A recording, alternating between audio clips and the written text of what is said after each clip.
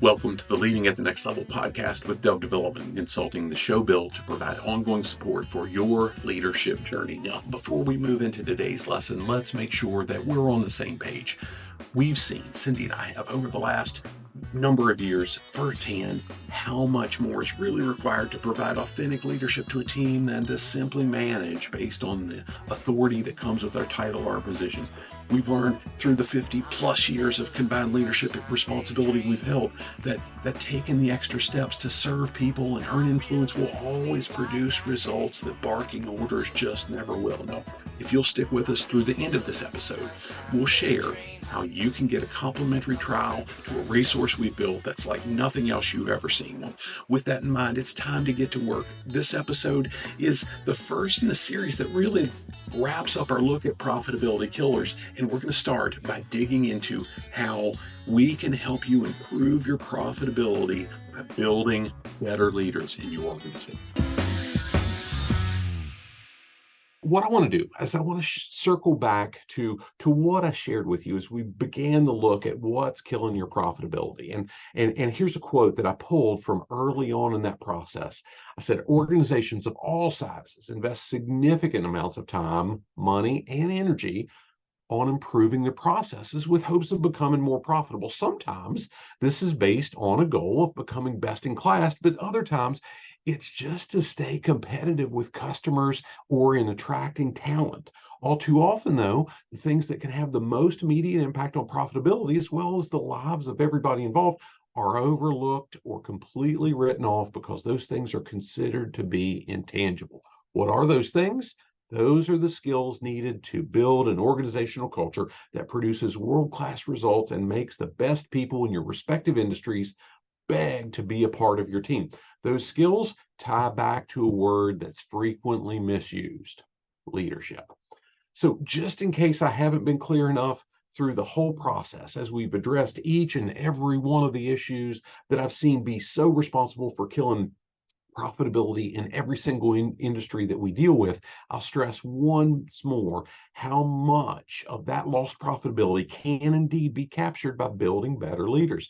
That said, this is not and cannot be done by poking the issue with a stick.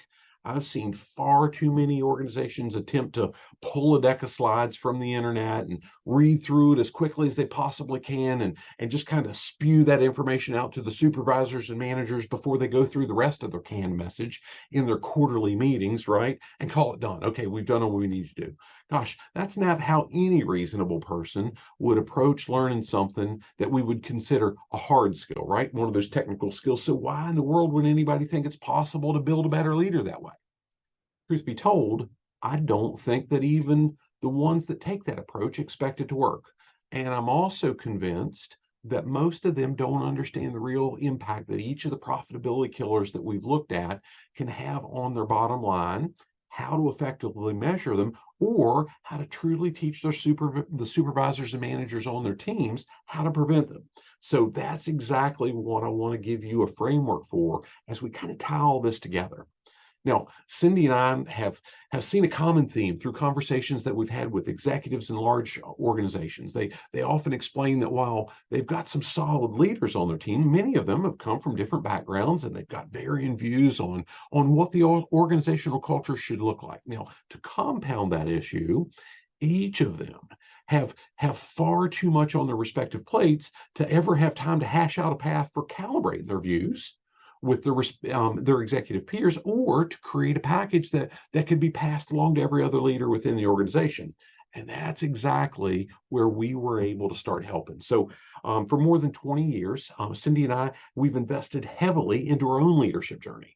And while a lot of that was really just to survive in our own roles early on, the last 10 plus years have been focused on how can we pass what we've learned on to others in a way that they can achieve measurable results. And I stress measurable results, not just touchy-feely ones, the ones that they can see and they can track. Now, since we started Dove Development and Consulting, we've worked harder than either of us really ever expected that we were capable of, let alone would have to create our own brand of experience-based leadership solutions that really serve leaders at any stage of their career. In most cases, we were able to provide a complete and comprehensive In many cases, rather, we're able to provide a complete and comprehensive package to help address each one of the profitability killers that I've kind of referenced through this process.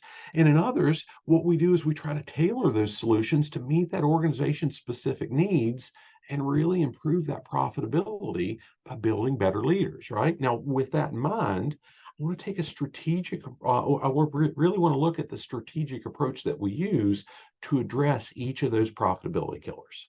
So if the owners or executives in any organization really want to have the best shot possible of improving profitability by building those better leaders that I'm stressing here, they need to be just as engaged in developing their own leadership and communication skills as they are in providing any kind of resource to the key people on their teams. Now, for what it's worth, building a strong leadership culture and capturing the profitability that's lost without great leaders in place is really no different from implementing any other type of initiative. Now, when I was tasked with rolling out one of the first lean manufacturing initiatives in a nearly 40-year-old facility, with the majority of the folks that I needed to really engage and participate having close to that many years of service, and I was only in my mid-20s at the time, I got a hefty dose of how getting how getting those best results really does start at the top, because the top managers in that building had almost no interest whatsoever in supporting that stupid initiative that I was tasked with rolling out. This was something that had really been mandated from a corporate office, but it was very unlikely to get visibility on a regular basis. And even when it did, the productivity and budget numbers were still going to get far more attention. Unfortunately, this initiative, it did indeed require a good bit of time and resources on the front end, with the potential of seeing a positive return later on, assuming that the changes that we made in the process were actually sustained.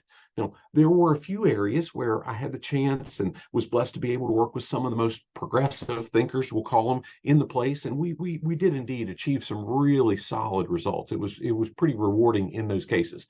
But in far too many departments or work cells, the people that I was attempting to help kind of dug their heels in to stick with what they had known as the status quo, largely because their supervisors and their managers that they reported to had no interest in the initiatives themselves. And what happens, it kind of carries on, doesn't it?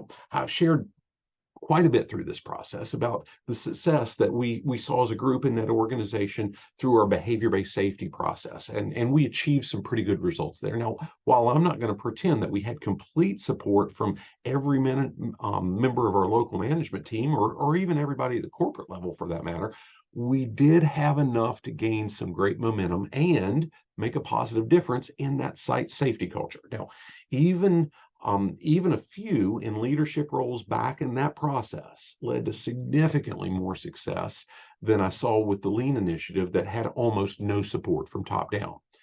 When it comes to building a great leadership culture that permeates all levels of an organization, improving profitability by building better leaders in each part of the workforce, the best approach is always to start at the top. The biggest challenge that we've seen with this has been with far too many owners, executives, or even long-term managers believing that they're great leaders simply because they've been in their roles for extended periods of time. Now, friends, I want you to hear this. I can sit in a garage for the next 10 years, and I will not turn into a car. It just doesn't work that way. And being in charge of the business that my daddy's daddy started 100 years ago will not make me a leader. Here's where I'm going to insert a statement that I've heard from John Maxwell, and I've shared it before. I'm going to share it once more. Leadership is influence, nothing more, nothing less. Now, as we prepared for what then was our 4th annual full-day leadership event, gosh, way back in 2018, Cindy and I received some feedback from a friend who is the CEO of a local business, and he mentioned that he had never seen a peer group for executives and owners focused exclusively on building better leadership cultures. Like many of the other times where somebody's commented on a gap in resources for their leaders, gosh, we jumped in and we went to work on how can we fix it. And we created a single session on the tail end of that event that we were planning at the time, that we've provided annually now for 10 years or so. And we were able to fix it to where him and other leaders in the area had what they were lacking. And since that one-time session, We've launched our executive leadership lead think tank that we offer publicly and our corporate clients, really geared at how do we provide ongoing support to owners and executives so they can be intentional in their top-down approach to leading their organizations. Now, more recently, we've backed that with our Impact Leadership Academy that's really geared at providing mid-level managers and newer executives with the tools that they need to capture profitability by becoming better leaders at that stage of their career. Through these intensive, and I'm going to say the word again, intensive models, we've helped organizations realize a substantial return on their investment of time and resources into becoming better leaders. That said, there's still going to be times where we can only control from us down. We can't control the executives. We can't control the shareholders, the stockholders, if you will, the board of directors. So we've been able to build some programs and systems that can address every individual profitability killer that we've worked through here, regardless of how anybody that we report to chooses to lead or maybe not lead. So let's move to that. Now, whether there's an exemplary top-down approach throughout the organization that we're a part of or not, each of us will be able to achieve better results within our own areas of leadership responsibility when we earn genuine buy-in from the team that reports to us. This particular thing, as much as anything else that we can do individually, will have a direct and significant impact on addressing the profitability that's all too often lost to a disengaged workforce. That was one of the profitability killers, if you remember. Now, when Cindy and I wrote what's now known as our Emerging Leader Development course back in early 2018, I had a relatively narrow target audience in my mind. Not because I felt like the material that we were covering was limited to a specific stage of a leader's career, but because I was so focused on providing tools for folks in those roles that I'd seen work so hard to earn promotions and then struggle mightily with that different responsibility that landed in their lap. Now, throughout my career in both a large corporate environment as well as with various small organizations, I'd seen great people excel in one role, then run into some significant roadblocks in their next role. Now, those roadblocks were almost always tied to the people that they needed to lead. And I can't say that I ever saw any of those tools provided internally within their organizations that equip those emerging leaders to deal with those roadblocks. Now, if you've spent any time at all around me and Cindy together, there's no doubt that you've noticed how much better she is at really thinking deeper into just about every scenario that we encounter. I tell people all the time, I usually live by the idea of hold my beer, watch this. That's the approach I often take, even though I haven't drank a beer for more than 20 years at this point.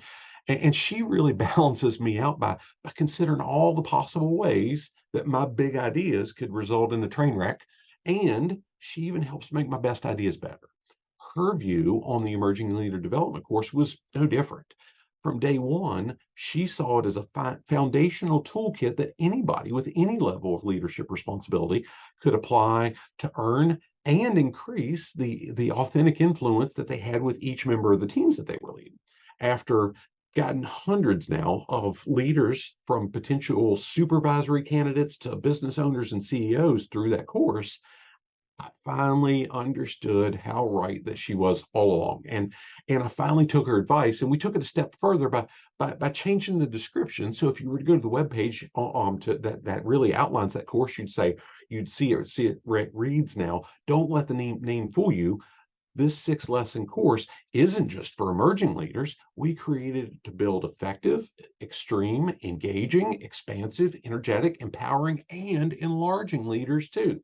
It's designed to provide tools that any leader can begin to implement immediately so they can overcome the challenges they face as their responsibility becomes more about leading the people on their teams than executing a specific task. Now, let's be honest, if you or I want to have the best shot possible of capturing capturing more profit through that 57% increase in discretionary effort and the 20% increase in individual productivity that I've mentioned several times here from the Harvard Business Review article, by truly increasing employee engagement, I can't point to anything that I've ever seen that delivers better results than that emerging leaders really tailored course. That said, I've never viewed it as an end all be all.